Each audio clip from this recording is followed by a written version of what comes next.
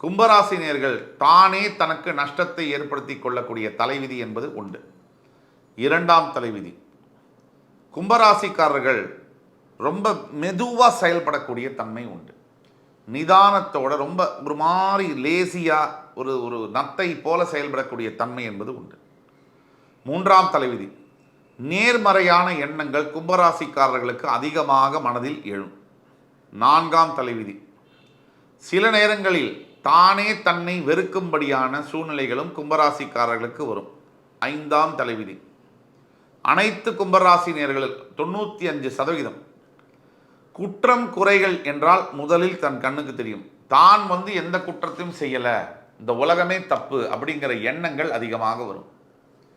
Detachment என்று சொல்லக்கூடிய எல்லாத்தையும் வெறுத்து ஒதுக்கக்கூடிய தன்மையும் கும்பராசினியர்களுக்கு குணாதிசயமாக வரும். இது தலைவிதி. அடுத்தது